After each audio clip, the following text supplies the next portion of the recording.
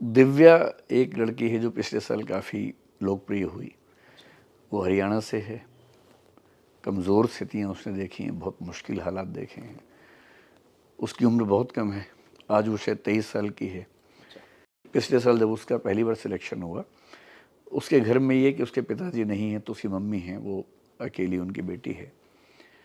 तो उन हालात में रह के तैयारी करना बड़ा मुश्किल होता है और उसने पहले ही अटेम्प्ट में पिछली बार IPS का पद हासिल किया और इस साल सेकेंड अटेम्प्ट में वो 23 की उम्र में IAS बन गई है।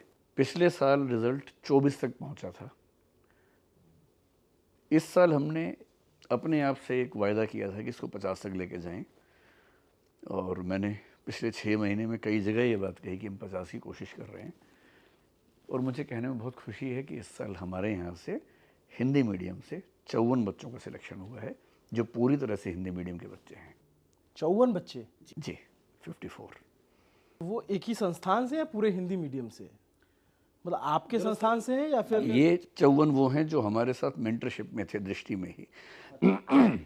ऐसा हो सकता है कि इनमें से किसी बच्चे ने कोई कोर्स किसी और से पहले कर रखा हो, लेकिन मेंटरशिप जो हमारा मेन प्रोजेक्ट है रिजल्ट सुधारने का, उसमें ये बच्चे रहे हैं हमारे साथ। और 2-3 को छोड़ दूँ इनमें से, तो बाकी सब वो हैं जो 24x7 यानी कि रात दिन हमारे साथ रह के मेहनत करने वाले बच्चे हैं। और हमने पिछले 1 साल में इनके साथ, मतलब जितनी मेहनत उन बच्चों ने की उतनी हमारी टीम ने भी मेहनत की है साथ में। ये वो बच्चे हैं। मेरे ख्याल से हिंदी माध्यम में अगर होंगे तो शायद 2-4 लोग और होंगे जो हमारे यहाँ नहीं रहे होंगे। तो अगर 54 यहाँ से हैं तो आप मान सकते हैं कि 55 से 60 के बीच में कुल रिजल्ट हिंदी माध्यम का इस साल रहा होगा। तब तो आज तो खूब मिठाई चली होगी। आज तो जितनी मिठाई मैं साल में खाता हूँ उतनी एक दिन में खा ली। कैसे क्या रहा? बच्चे जब आपके पास रिजल्ट आया हाँ तो बच्चों का रिएक्शन क्या था? आपके पास बहुत सारे बच्चे मिलने आए होंगे। हाँ, मैं उस समय क्लास ले रहा था। मेरी अभी क्लासेस चल रही हैं, लंबी क्लासेस चल रही हैं आजकल। तो रिज़ल्ट आने के करीब आधे घंटे बाद क्लास के अंदर ही कुछ बच्चे जो सफल हुए थे आए। पहले एक बच्ची आई, वो काफ़ी बुरे दौर से गुजर रही थी पिछले 2 साल से। MBBS है, वो डॉक्टर है। उसे एक तरह से ज़बरदस्ती हम लोगों ने ये कह के कि एग्ज़ाम देना है दिलवाया था इस बार।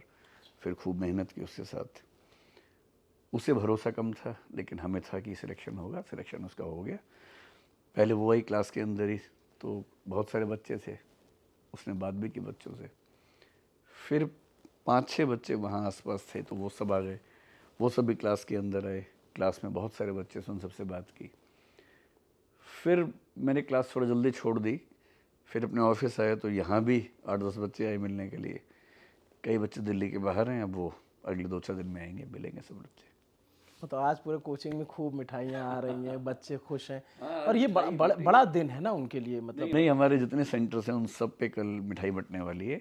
जो बच्चों को, हम हर साल जब रिज़ल्ट अच्छा होता है तो सब बच्चों से शेयर करते हैं, तो कल मिठाई का दिन है। अच्छा, तो सर जैसे जब आप कईयों से 1 to 1 भी मिले होंगे, आपको पता होगा कि कई बहुत वैसे बैकग्राउंड से भी आते होंगे जो बहुत संपन्न नहीं रहे होंगे। छोटे छोटे कमरों में, दिल्ली का ये मुखर्जी नगर है या फिर करोल बाग है, इन सब जगहों पे जहाँ तैयारी करते हैं। तो अभी आप जब उनसे बात कर रहे होंगे तो उनकी आप मनोदशा को समझ पा रहे होंगे। कोई ऐसा बच्चा जिसको आपको लगता है कि ये बहुत स्पेशल बच्चा था? मतलब दिव्या एक लड़की है जो पिछले साल काफ़ी लोकप्रिय हुई।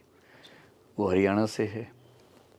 कमज़ोर स्थितियाँ उसने देखी हैं, बहुत मुश्किल हालात देखे हैं। उसकी उम्र बहुत कम है, आज वो शायद 23 साल की है। पिछले साल जब उसका पहली बार सिलेक्शन हुआ, उसके घर में ये कि उसके पिताजी नहीं हैं तो उसकी मम्मी हैं, वो अकेली उनकी बेटी है। तो उन हालात में रह के तैयारी करना बड़ा मुश्किल होता है और उसने पहले ही अटेम्प्ट में पिछली बार IPS का पद हासिल किया और इस साल सेकेंड अटेम्प्ट में वो 23 की उम्र में IAS बन गई है।